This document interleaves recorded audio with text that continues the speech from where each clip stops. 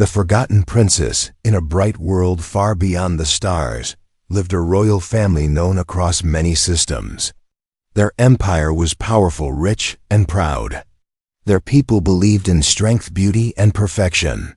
Weakness had no place in their society, and flaws were hidden like shameful secrets.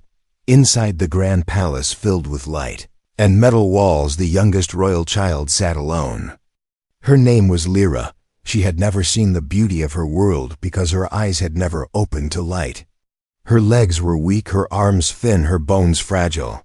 The healers said she would never walk properly, and her sight would never come. From the moment she was born, whispers followed her. Some called her cursed, others called her broken. To the empire she was a silent stain. To her family she was a burden to hide. Lyra's room was quiet, cold, and clean. It was high above the city, but she could not see the sky. She only felt the chills, warmth when the sun moved across her skin. Her world was made of voices, air smells, silence, and sadness.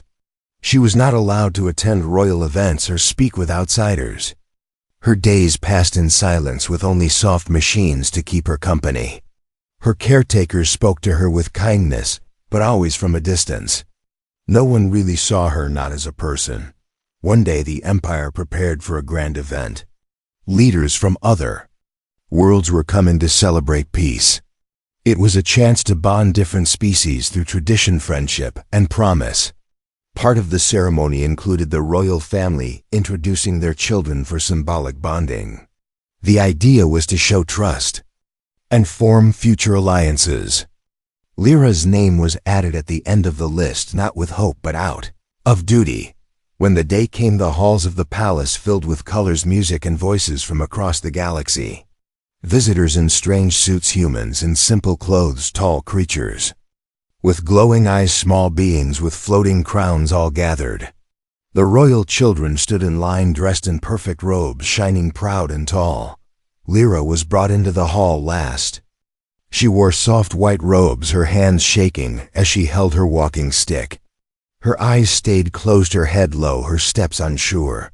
A few turned to glance at her, many looked away. A royal voice announced her title, but it faded in the noise. No one stepped forward. No one asked to bond. The silence around her was louder than any rejection. Whispers rose in the crowd. Some said she should not have come. Some laughed quietly. Others showed pity but did nothing. Her own kind stood nearby but offered no hand. Her siblings looked away, pretending not to see her. Lyra felt the space around her grow heavier. Her heart beat faster. She wanted to turn back, but something inside her told her to stand still. She could not see them, but she could feel their judgment like fire. Then something changed. From the edge of the crowd, footsteps moved toward her. Not quick, not loud, but calm. A human stepped forward. His name was Tom. He wore simple clothes, not royal, not decorated. His face held no fear, no pride, no judgment. He looked at Lyra not with pity, but with quiet interest. He walked until he stood near her. She could feel his presence like light in a dark room. He asked her name gently. She answered with surprise. No one had asked before. He told her she looked strong. She said she was not. He smiled and said strength came in many shapes. Around them the hall fell quiet. Eyes turned toward them. Some confused, some angry, some curious. But Lyra heard none of it. She only heard Tom's voice. For the first time in her life she was not invisible. She was seen. She was heard. And her story had just begun. The unexpected. Bontom stood near Lyra like a tree in a storm, quiet and firm. Around them the grand hall shimmered with lights and curious eyes, but he paid no attention to the whispers. His focus stayed on the girl who had spent her life in the shadows of her own kingdom. Lyra could not see the way people looked at her, but she could feel the change in the air. She felt something else too, something strange, something warm, something she had never known before. Tom asked her if she was comfortable. Lyra hesitated, unsure how to answer. She had spent her whole life in discomfort, but no one ever asked before. She said yes softly, not because it was true, but because the question made her feel like a person. He did not rush. He did not turn away. He stayed beside her, asking if she wanted to sit. She nodded. Together they moved to a nearby bench. Her legs shook with every step, but Tom never offered to carry her. He walked beside her, matching her pace, letting her feel proud of every step. She took. Time passed slowly. The crowd began to move again. The ceremony continued, but many eyes stayed fixed on the strange pair. Lyra and Tom sat together, like two stars floating quietly in a storm of voices. Tom told her about his home, a small planet, where people worked hard and helped each other. He told her about trees that danced in the wind, rivers that sang over rocks, and birds that painted the sky with their colors. Lyra listened with wonder. She had never heard such pictures before. Her world was full of cold halls and silent machines. She asked about Earth. He said it was not perfect, but it had heart. People there fell down but always stood up again. Lyra smiled and said maybe she would fit in there. Tom laughed and said she would fit better than most. Guards watched them closely, unsure what to make of this bond. Royal advisors whispered behind closed doors. Some said this was dangerous. Others called it shameful. A few warned the emperor that the humans' kindness might stir unwanted change. But Lyra felt none of that. She only felt alive. Each word from Tom filled her with light. He did not see her as broken. He asked her questions that had nothing to do with her condition. What music do you like? What sounds calm your mind? What makes you laugh? What dreams do you have? No one had ever asked her about dreams before. She paused, then said she dreamed of flying, not in ships or machines, but with wings like a bird. She wanted to feel the wind not through glass, but on her skin. Tom closed his eyes and said that was a beautiful dream. The next day, Tom visited her again. This time in her private garden, a quiet space built high above the city. Lyra often came here to feel the warmth of the sun on her face. It was her favorite place, though no one ever came with her before. Tom brought a gift, a small device that played natural sounds from Earth. He placed it in her hands and let her listen. Rain, wind, thunder, waves, birds. Lyra closed her eyes and smiled. She felt like she was there, walking through forests or standing on a beach. They talked for hours, each visit longer than the last. Tom told her about art, music, stories, jokes, food, and laughter. He listened to her speak of pain, silence, and the fear of being forgotten. She said she was never meant to be seen. He said she deserved to be remembered. The bond between them grew stronger. Not because of tradition, not because of duty, but because of truth. Tom saw her soul, not her skin. Lyra opened her heart slowly, carefully, but each moment with Tom made her stronger. Rumors began to spread. The human and the broken princess. Some mocked them. Some feared them. Some began to wonder if maybe weakness was not what they thought. One evening, while stars danced above the towers, Lyra asked Tom why he came to her, why he chose to speak when others turned away. Tom said because she was alone, and because he believed no one should stay invisible forever. Lyra held his words like treasure. In that moment, she knew something had changed forever. Not just inside her, but in the world around her. She was no longer just the forgotten princess. She was someone worth knowing, and the bond they formed was only beginning to shape what lay ahead. A threat to the throne, the bond between Lyra and Tom did not remain hidden for long. Each passing day brought new eyes and heavier silence in the halls of power. Some members of the royal council watched with uneasy hearts. They whispered in corners far from light. Their eyes held fear, not of Lyra's weakness, but of the change her strength might bring. In a society built on perfection, her bond with a human was a loud message. A message that challenged old beliefs and long-standing pride. The idea that someone broken could find value shook the roots of the empire, and it scared those who clung to power. Among them was a figure named Heaven, a noble from a proud house. He had long dreamed of ruling beside the throne. He had hoped Lyra would remain silent, hidden, forgotten. Her sudden rise disturbed his plan. He saw her not as a weak girl anymore, but as a symbol of danger. A voice that could awaken the people and stain the image of the perfect bloodline. Heaven met with others who shared his fear. Quiet meetings took place in dark rooms sealed from outside ears. They spoke of Lyra's bond with the human and how it must be broken. Not with words, but with actions. They feared what might happen if the people began to admire her. If they started to believe that heart mattered more than form. Tom continued to visit Lyra every day. They shared moments filled with laughter and stories. They talked of stars, of trees, of places never seen. Lyra learned new ways to see through sound, feeling, and memory. Her smile returned more often. Her voice grew steady. She walked with more confidence even if her steps were slow. But Tom noticed something different in the palace. Guards watched more closely. Servants spoke less freely. Even Lyra's caretakers seemed distant, unsure. Tom's instincts began to stir. He had served as a peace worker before. He had seen political fear take dangerous forms. He began to sense that something was wrong. Late one night as he walked through the lower halls, he passed by two voices behind a half-open door. They spoke in sharp tones. They spoke of purity, tradition, silence, and removal. He heard Lyra's name.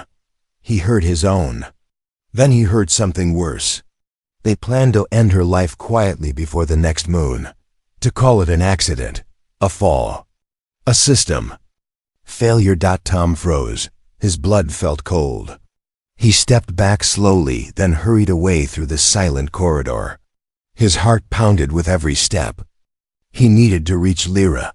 He needed to protect her. Back in her garden, Lyra sat under the sky listening to the wind. She sensed the shift in the air before Tom even arrived. His voice came fast. He told her everything he had heard. She listened. Without panic, her hands rested on her lap. She nodded slowly. She asked him if he believed they would really do it. He said yes. She asked him what they should do. He said they should run. Lyra sat still. Her mind moved like a quiet river. She had spent her life hidden. Now she had something worth saving. A bond, a future, a voice. She rose slowly from her seat, her stick in hand. She said she would not let them take her voice again. She would not vanish in the dark. If they feared her, then let them see why. Tom helped her pack only a few things. A sound device, a memory book, a cloth from her mother. They left before the sun rose, quiet feet on cold floors. No alarms, no guards. They escaped into the lower city where the lights were soft and shadows deep. Tom knew a trader who helped them hide. A small space under an old ship hangar became their shelter. Days passed. In silence, Lyra spoke little but listened always. She learned the sounds of machines, the language of street birds, the rhythm of footsteps. She was not afraid. She had spent her life in silence. This was not worse. This was freedom. Tom worried for her safety every moment. He checked their exit routes, their supplies, their communications. He sent a message to a friend off-world. He hoped help would come. Lyra asked him why he stayed.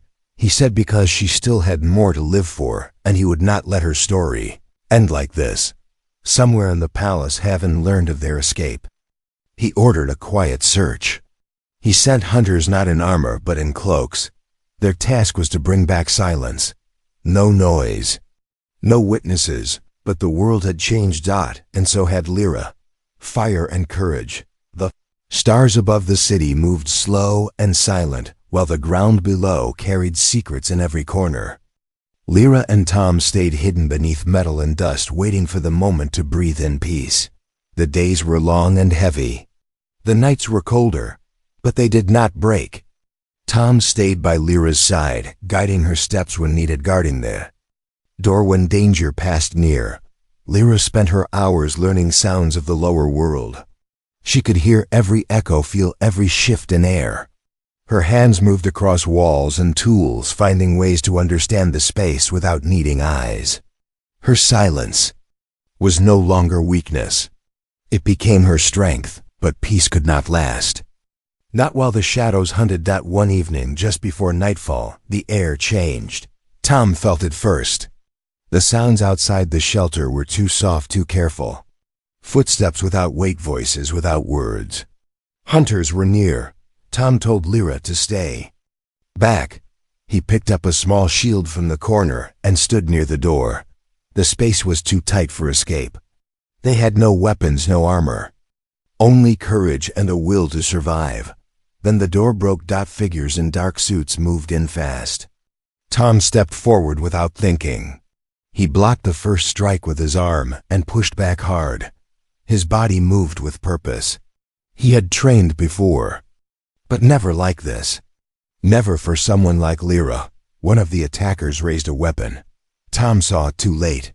A sharp light flashed through the room. Pain tore through his shoulder. He fell but did not stop. He grabbed a metal rod and struck again. And again until the room shook with movement. Lyra felt the air crack with energy. She moved toward the corner where a small panel lay hidden. She had spent days listening to Tom work with it. She knew the sounds of its locks. Her fingers moved with care, pressing points in order like music. The panel clicked, a blast of light. And air pushed through the ceiling. It was an old emergency vent Tom had prepared in secret. Lyra turned her face upward. Her hair flew back. She could not see the light, but she felt its heat. She called Tom's name. He did not answer. She moved toward him slowly, hands searching floor, cold metal blood. She touched his arm. Still warm, still breathing. She dragged him toward the vent with every ounce of strength in her arms. Her body screamed. Her legs shook, but she kept going. She remembered Tom's words from before. That strength came in many shapes. That her voice mattered. The attackers tried to stop her, but the blast door sealed behind them. The vent pulled them upward. Air and dust spun around them. Lyra held onto Tom with one hand and the rope with the other. They rose into the night. Sky. Far above the palace, a new gathering took place. The Emperor had called the council to calm the rising talk about Lyra's escape. Some demanded her return. Some asked for silence. Some feared public reaction. Suddenly the sky split with light. A small ship broke through the clouds. It landed outside the palace gates. Guards raised weapons. People screamed. The door opened. Lyra stepped out holding Tom's arm. Her clothes torn, her face marked with dust, her hands shaking but her head high. Whispers ran through the crowd. Some saw shame. Others saw courage. The Emperor stood frozen. His daughter had returned not as a shadow but as a storm. She spoke clearly in front of the whole court, her voice strong, calm, steady. She told them of the attack of the hunters, of the betrayal from inside. She spoke not as a victim, but as a witness. She said she would no longer stay silent. She said her life had value. She said Tom had saved her, not with power, but with belief. The hall remained still. Not a voice rose to challenge her. Behind her, Tom stood with support, wounded but proud. He said nothing. His eyes spoke louder than words. The Emperor walked down the steps. For the first time in her life, he looked at her without shame. He touched her shoulder, then nodded. Not as ruler to child, but as one soul to another. That night the stars above the empire shined brighter than ever, and the people below saw a different kind of royalty, one that walked with pain and rose with purpose. A new kind of royalty. The palace stood quiet as the night faded into soft light. Long silver walls, once cold and distant, now echoed with whispers of change. The wind moved through open balconies carrying the scent of dust and fire. Inside the healing wing of the royal tower, Tom rested on a smooth white bed. His shoulder wrapped in layers, his face pale but calm. Lyra sat near him, her hand resting gently on his arm. Her clothes had been cleaned, her hair brushed back, but the Strength in her eyes had grown even more. She spoke softly to him as he slept. Words of thanks, of friendship, of promises not broken. News of their return had spread across the empire faster than light. Cities sang her name in quiet rooms. Children spoke of the brave blind princess. Workers told stories of the human who stood for her when others stepped back. Across star systems, questions rose. Could royalty come with scars? Could strength be quiet? Could humans truly bond with those beyond their kind? Inside the palace, the council met once again. But this time their voices lacked power. The people had seen the truth. They had seen a girl once hidden now walk through fire.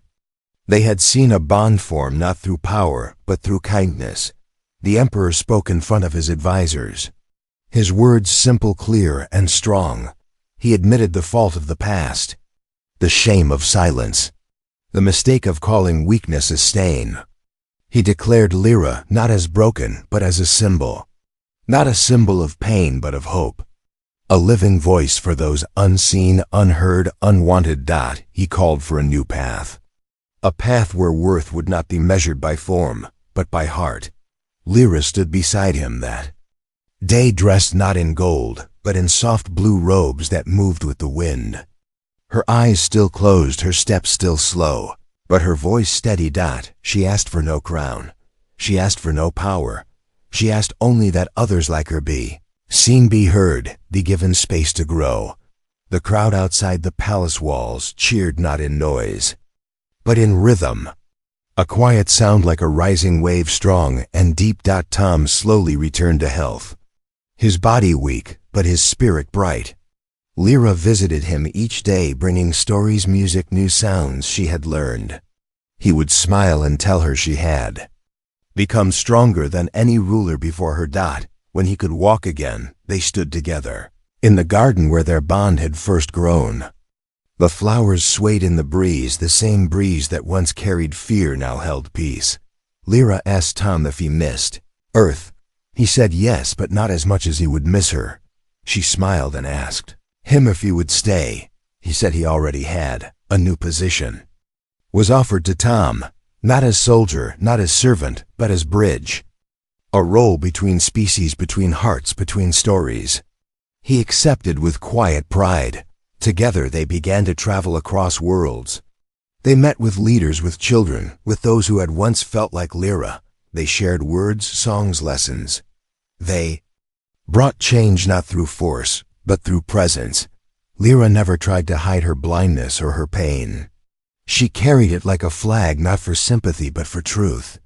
She taught others that healing did not mean erasing what had been. It meant growing. Around it. Tom walked beside her, always not as protector, but as partner. Their story became more than whispers. It became a tale passed from world to world. A story of a girl who could not see, but showed others how to look deeper. A story of a human who walked into a storm and found light. A story that proved even in the darkest halls, a single kind voice could change everything. The empire began to shift, and at the heart of it stood Lyra, a princess, once forgotten now, remembered by every star. The end.